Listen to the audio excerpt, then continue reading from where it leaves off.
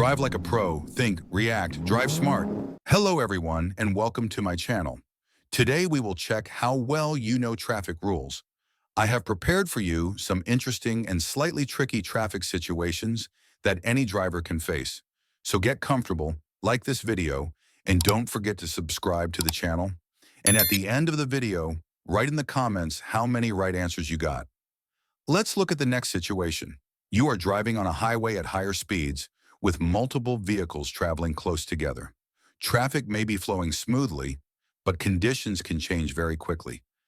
A car ahead may brake suddenly, traffic may slow unexpectedly, or an obstacle may appear on the roadway. At highway speeds, even a small mistake can turn into a serious crash within seconds. One of the most common types of accidents on highways is the rear-end collision.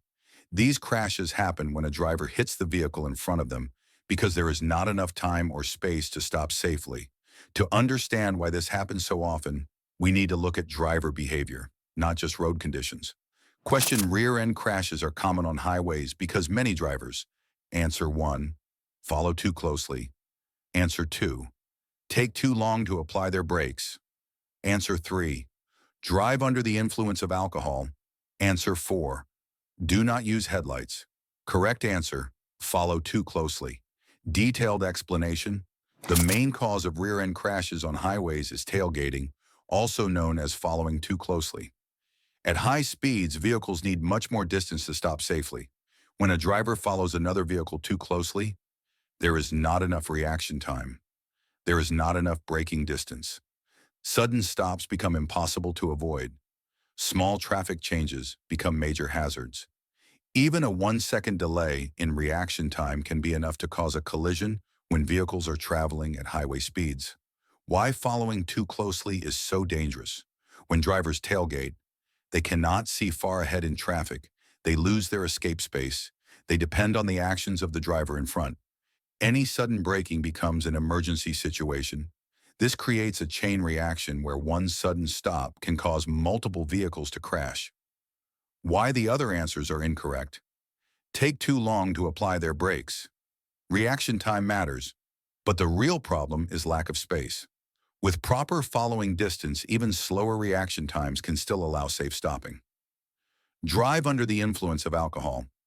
Driving under the influence is dangerous, but it is not the main cause of most rear-end highway crashes. Most rear-end collisions happen in normal traffic with sober drivers who are simply following too closely. Do not use headlights. Headlights are important for visibility, but they are not a major factor in rear-end crashes on highways, especially in daylight or well-lit conditions. Key safety rule: space equals safety. The more space you leave in front of your vehicle, the more time you have to react, the smoother your driving becomes, the lower your stress level, the safer everyone around you is. A safe following distance gives you control instead of panic. Summary: rear-end crashes are most common on highways because drivers follow too closely, leaving no time or space to react to sudden changes in traffic. Maintaining a proper following distance is one of the most important safety habits in highway driving. Final answer: follow too closely. Let's carefully analyze this situation step by step. You are driving and see 4 different yellow warning signs, each labeled A, B, C, and D. Because all of the signs are yellow and diamond-shaped, we already know they are warning signs, which alert drivers to possible hazards or special conditions ahead. However, only one of these signs specifically indicates a school zone. Recognizing this sign is extremely important because school zones require extra caution, reduced speeds, and constant awareness of children. This is a very common and important question on driving knowledge tests. Question: which of these signs indicates a school zone? Answer 1, A. Answer 2, B. Answer 3, C. Answer 4, D. Correct answer: A. Detailed explanation.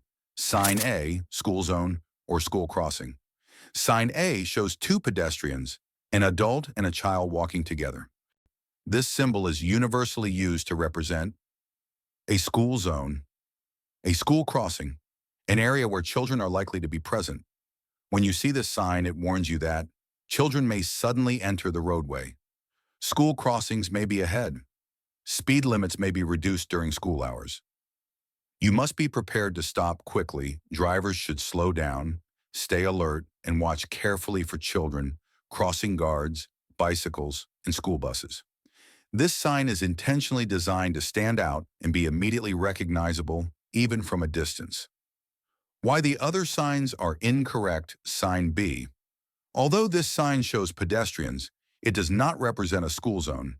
Instead, it is typically used to warn of general pedestrian activity, walking areas or paths. It does not specifically indicate a school or school crossing, which makes it incorrect for this question. Sign C.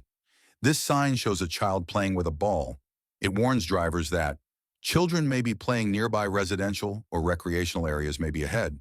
However, this sign does not indicate a school zone.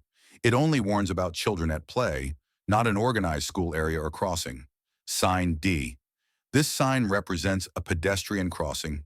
It tells drivers where pedestrians commonly cross the road, but it does not mean a school zone.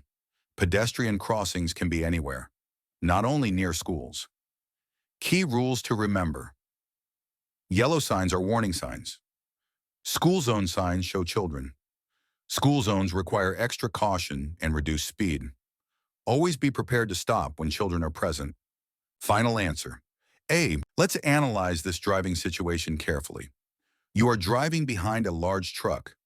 Trucks are much bigger than passenger vehicles, and because of their size, they have large blind spots.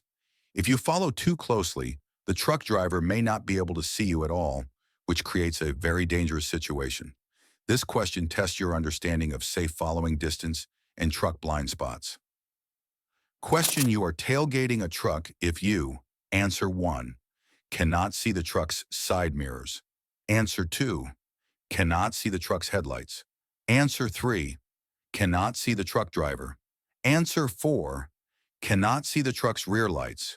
Correct. Answer: cannot see the truck's side mirrors. Detailed explanation. Why this answer is correct. When you are following a truck, you should be able to see both of the truck's side mirrors. Why is this important? If you can see the truck's side mirrors, the truck driver can see you. If you cannot see the side mirrors, you are in the truck's rear blind spot. Being in a blind spot means the driver may change lanes or brake without knowing you are there. If you are so close that the side mirrors disappear from your view, you are following too closely, which is known as tailgating. This position is extremely dangerous because trucks take longer to stop, cannot maneuver quickly, may block your view of traffic ahead. Why the other answers are incorrect. Cannot see the truck's headlights. Truck headlights are at the front of the vehicle, not the rear. This has nothing to do with following distance and does not indicate tailgating. Cannot see the truck driver. Being able to see the driver is not a reliable safety rule. Visibility of the driver depends on lighting, window tint, and truck design, not distance. Cannot see the truck's rear lights. You can still see the rear lights even when you are dangerously close. Seeing rear lights alone does not mean you are at a safe distance. Key safety rule to remember. If you cannot see a truck's side mirrors, the driver cannot see you. Always leave extra space when following trucks. Stay out of blind spots, increase following distance in bad weather or traffic. Final answer: cannot see the truck's side mirrors. Subscribe and never miss traffic rules lessons.